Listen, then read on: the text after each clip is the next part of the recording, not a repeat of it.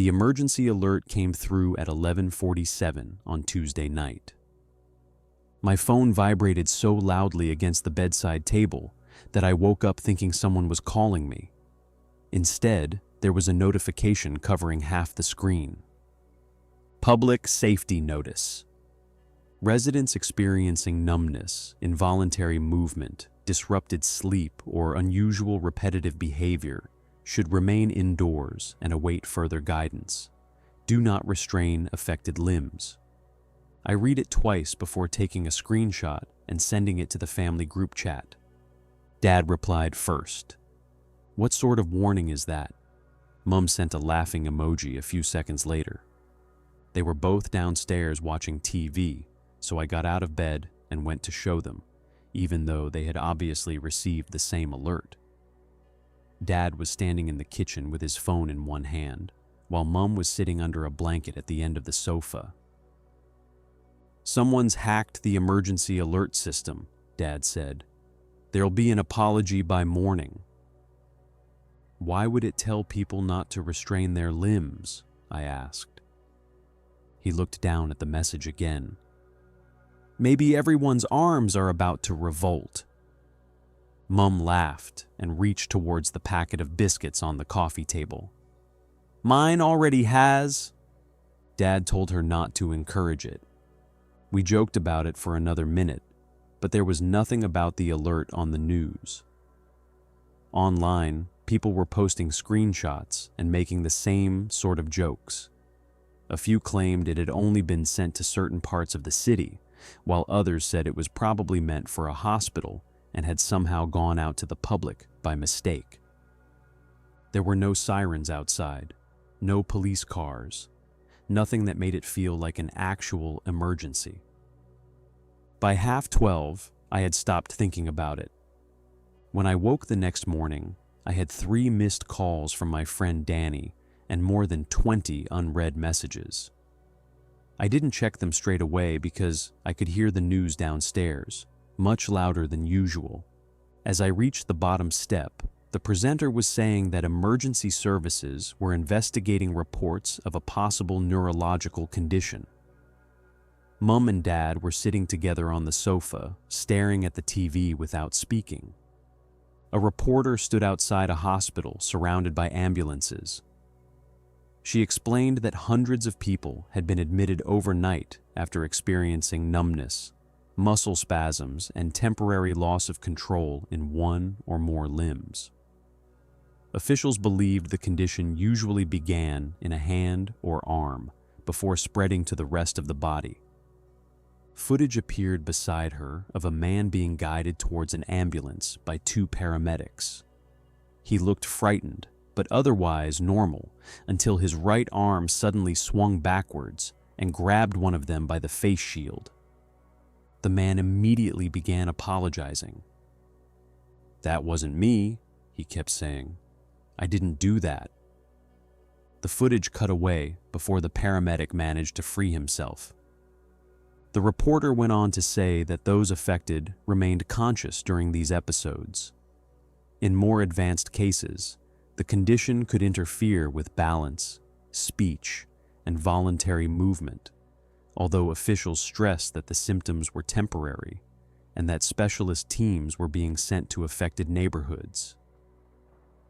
"Guess it wasn't a prank," I said. Neither of my parents answered. Dad's right hand was resting on his knee, opening and closing in a steady rhythm. His fingers curled into a fist, relaxed, then curled again. It didn't look like a nervous habit. It was too even for that, almost as though the hand was testing how each finger worked. "Dad?" The movement stopped abruptly. He looked down and rubbed his palm against his jeans. "Pins and needles." Mum was holding a mug in one hand and stirring it with a teaspoon, but there was nothing inside it. The spoon scraped round and round against the ceramic, making a clinking, irritating sound. "There's nothing in your cup," I said, confused. She glanced down as though she had only just noticed. For a moment, the stirring stopped. Then her hand began moving again. "Mom." "I know," she strained. The reporter warned viewers to avoid unnecessary travel. A second later, Mom repeated, "Avoid unnecessary travel." She said it in the same rhythm as the reporter, only quieter. Dad turned towards her. Mom looked at him, and then they both turned towards me at exactly the same time. The movement was so sudden and so perfectly matched that I stepped backwards in surprise. "What?" Mom asked. "Nothing." Dad's hand began opening and closing again. I asked whether either of them felt numb, but they both said no. They answered together, the word leaving their mouths at the same time. Dad laughed afterwards, but it sounded forced. It was all weirding me out, so I told them I was going upstairs to check my messages. Danny had sent me several videos. The first showed a woman sitting on her kitchen floor while her left hand repeatedly reached for the front door. She had wrapped her other arm around the wrist and was using her whole body to drag it back. But each time she loosened her grip, the hand stretched towards the lock again. The person filming kept telling her not to restrain it. The next video had already been removed by the time I tried to view it. The third showed a man sitting beside a laptop while his hand typed without him looking at the screen. He was crying and insisting that he was not controlling it. The hand had filled the page with the same 3 words. "Let them in." Danny's final message said her brother had started doing it too. One hand had opened their back door while the other tried to pull it shut. I called her, but the call went straight to voicemail. The government website described it as a temporary neuromuscular condition. It said symptoms usually began in a single limb and could later affect speech, balance, and movement. Those affected might experience brief periods in which they were unable to control part of their body, but loss of consciousness was uncommon.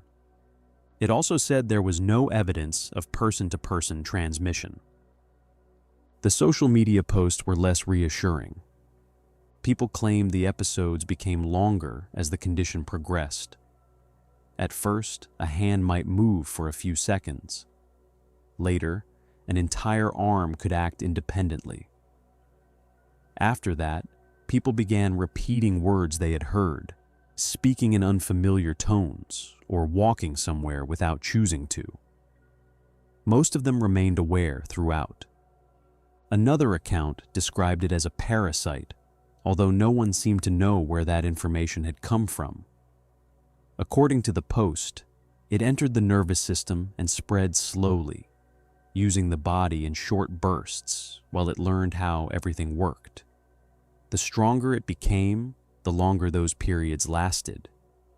Eventually, the person underneath was only given control back for a few seconds at a time. It almost always began in the non-dominant hand. I'm right-handed. My left hand was resting beside the laptop while I scrolled through posts and articles. I tried to lift it. Nothing happened. I could feel every finger pressed firmly against the desk. There was no numbness or pain. My arm simply did not respond. Before I had time to panic properly, the hand moved on its own. It slid across the trackpad, guided the cursor towards the corner of the screen, and closed the browser. I stared at it. A few seconds later, control returned so suddenly that I jerked my arm against the edge of the desk.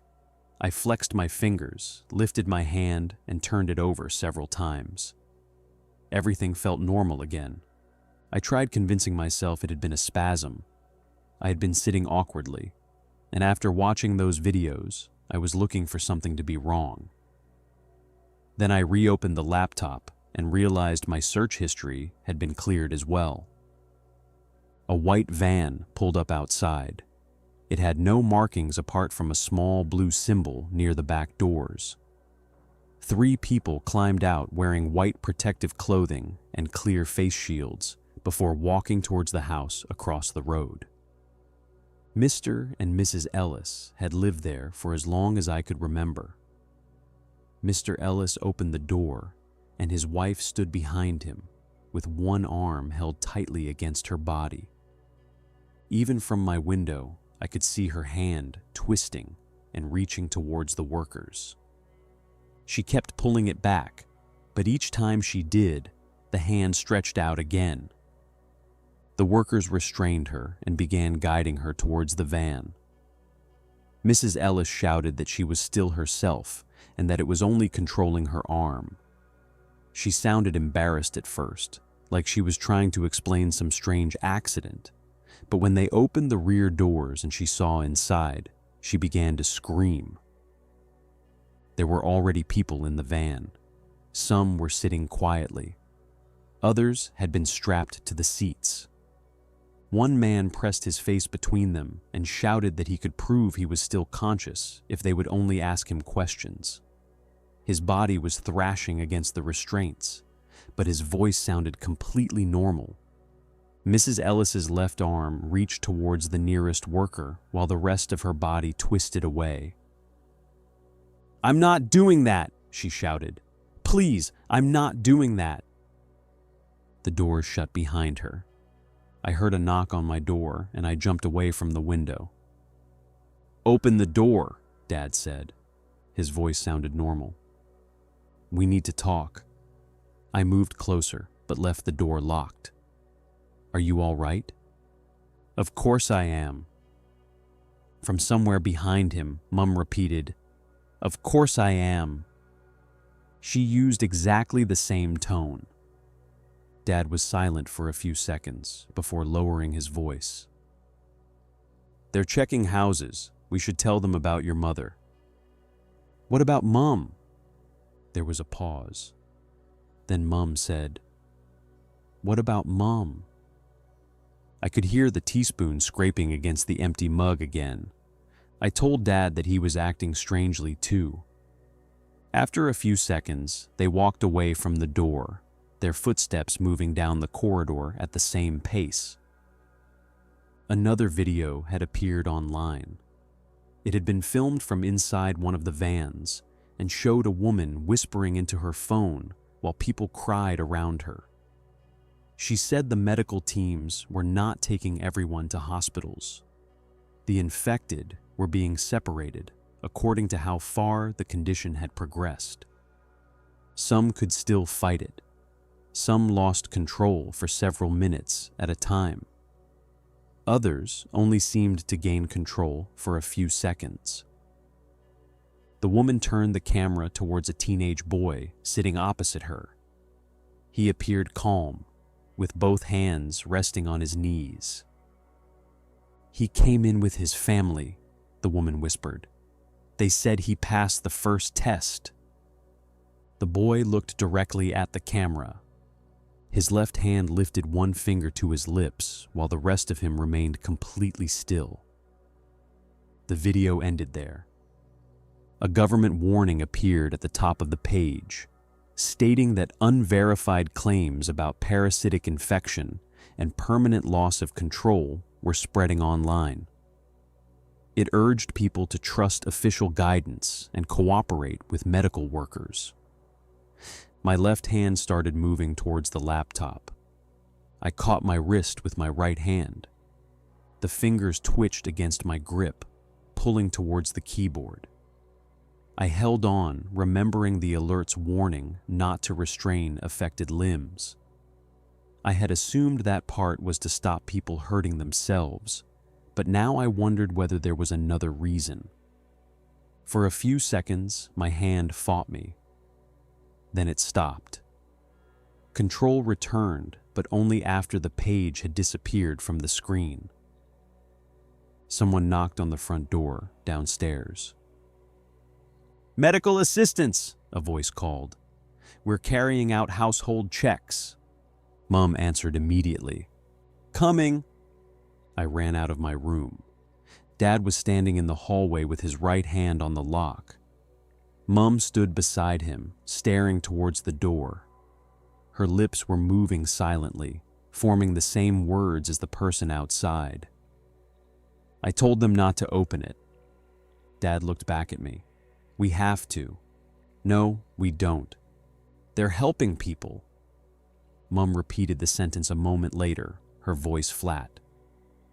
Dad's hand turned the lock, and his expression changed immediately. He looked down at his fingers, as though he had only just realized what they were doing. No, he whispered. His hand pulled the door open, and the workers entered quickly. Dad tried to move backwards, but his arm reached towards one of them instead. Mom's left hand grabbed hold of a worker's sleeve, while the rest of her body pulled away so hard that she nearly fell. She stared at her own fingers in horror. I'm not doing that, she said. One of the workers sprayed something on her wrist.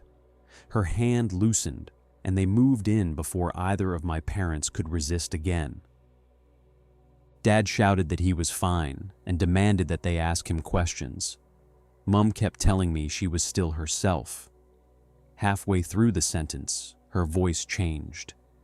Still myself, she repeated. Still myself. Still myself. The words came out in the same tone each time, even while tears streamed down her face. Then just as quickly, she seemed to regain control. Please, she cried. Don't let them take you as well. The workers pulled them outside. I remained near the stairs with my left hand hidden inside the pocket of my hoodie. One worker stayed behind to speak to me. She wore a clear face shield, and I could only see her eyes properly. Is there anyone else in the property? She asked. I told her no. Have you experienced any symptoms? My hand was completely still inside my pocket. No. Any numbness or involuntary movement?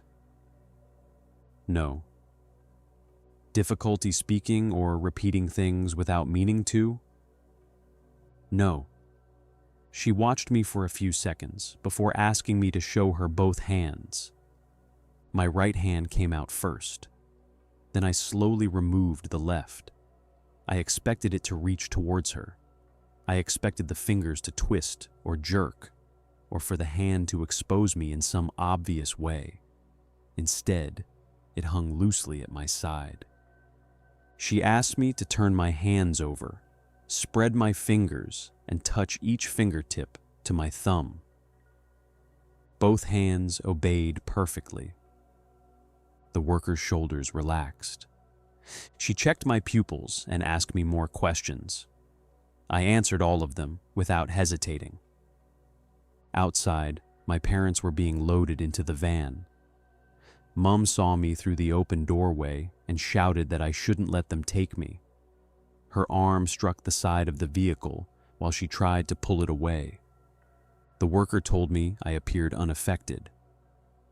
You'll need to remain inside for now, she said. Residents without symptoms may be relocated later today while the area is cleared. I asked where we would be taken. A temporary safe center. I opened my mouth to tell her the truth then, but my left hand pressed its nails into my palm before the words could leave my throat. After the worker left, I locked the door behind her and stood alone in the hallway. My left hand remained completely still, even after the van pulled away with my parents inside. That frightened me more than anything it had done before.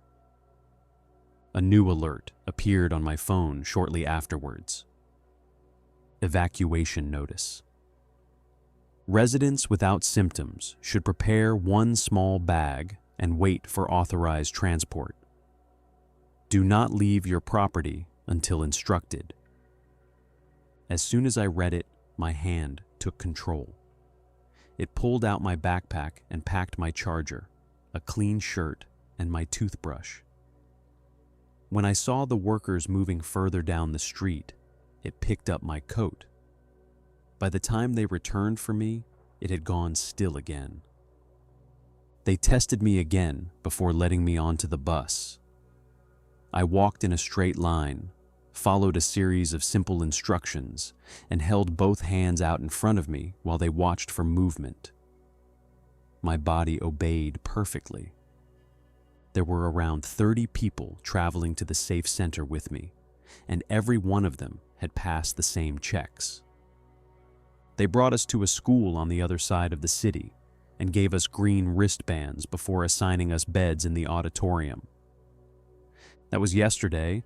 I have been writing this in pieces ever since, because I wanted someone to know that my parents were still conscious when they were taken. Even when their bodies moved without them, they were still in there. I thought my infection was weaker because it only controlled me for a few seconds at a time. Now I understand that it was being careful. It knew when the worker was testing me, and it packed my bag because it wanted to come here. There are hundreds of people in the auditorium, all wearing green wristbands. A woman near me has been tapping 4 times against her bed frame, pausing, then doing it again. The man beside her has started copying her, and now I can hear the same tapping from the other side of the room. Whenever a worker passes, it stops. An announcement has just come over the speakers telling us the facility is secure. A woman near the doors repeated it in exactly the same voice. Then a man near the back did the same. More people are sitting up now, all turning towards the doors. My left hand has stopped trying to close this page. It is resting calmly beside the keyboard now. I thought it hid because it was afraid of being caught. I was wrong. It knew this was where they were bringing everyone who could still pass as unaffected.